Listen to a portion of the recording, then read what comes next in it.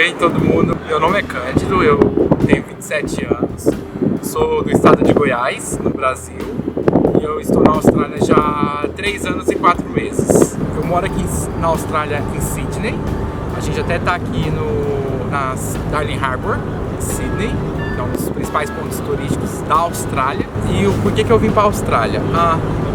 3 anos e 4 meses atrás, na verdade vamos jogar 3 anos e meio, eu tinha acabado de terminar a faculdade, foi bem acho que no momento da explosão da crise econômica no Brasil e no mundo, e nada estava dando certo para mim no Brasil, e aí eu decidi tentar alguma coisa diferente, vamos mudar um pouco. Naquele momento eu achei que era mudar um pouco, mas na verdade foi mudar tudo radicalmente. Eu trabalhei com recursos humanos no Brasil e naquele momento que eu decidi que eu viria para a Austrália, na verdade eu queria algo diferente. Nunca tinha estudado inglês na minha vida, acho que foi uma coisa bem louca mesmo, decidi, vou para a Austrália. Não falava nada de inglês. No primeiro momento eu vim para a Austrália para aprender inglês. E eu gosto muito de praia, então sempre escutei que a Austrália tinha praias lindas.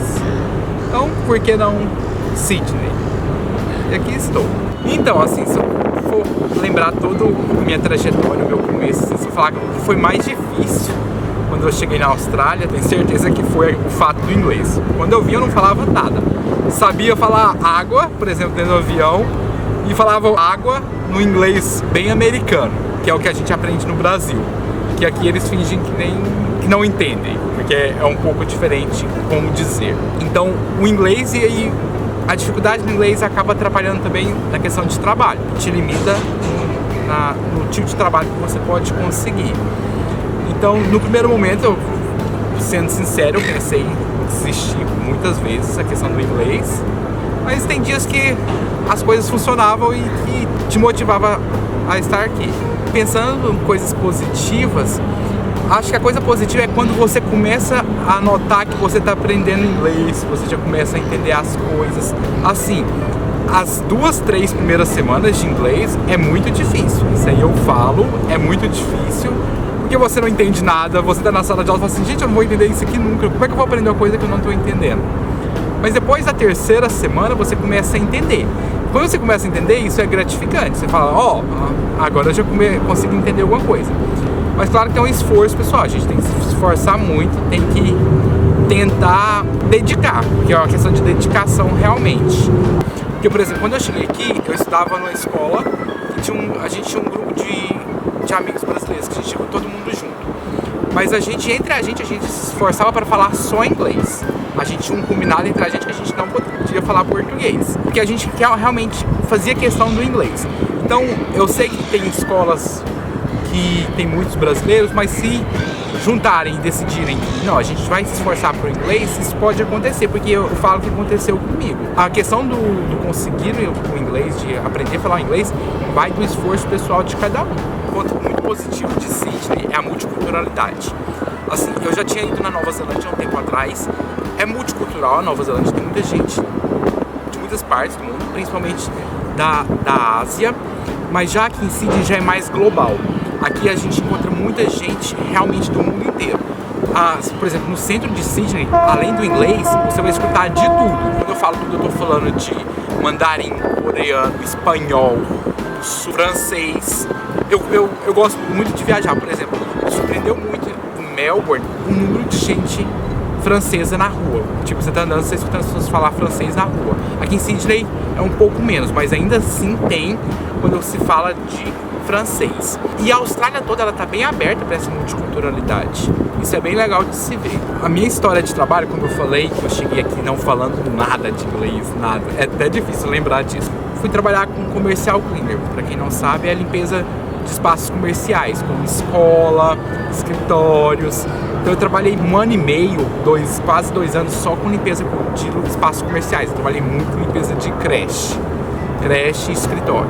E aí eu trabalhei comercial cleaner, o inglês começou a funcionar um pouco. Aí eu fui trabalhar dentro de um restaurante realmente australiano.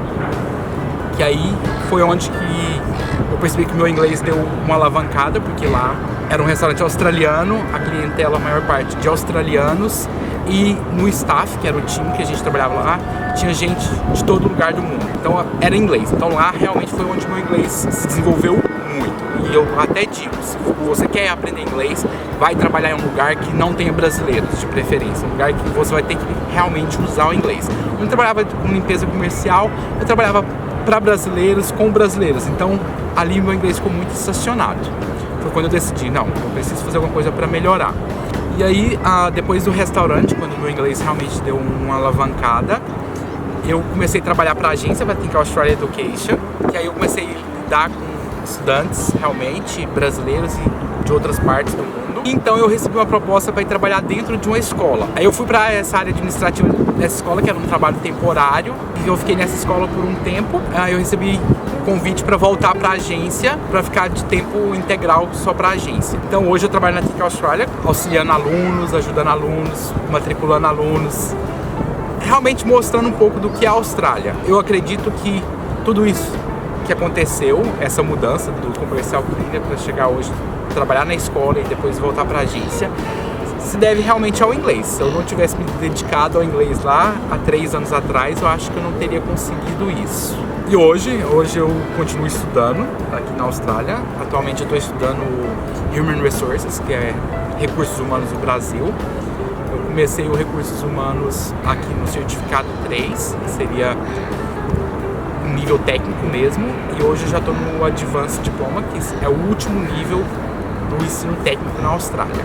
Então, pensando em dicas para quem está pensando em vir para a Austrália, eu sei que não é fácil a decisão, eu demorei um pouco para tomar essa decisão, mas eu tomei, e eu aconselho a todo mundo, se você tem um sonho de vir para a Austrália, venha.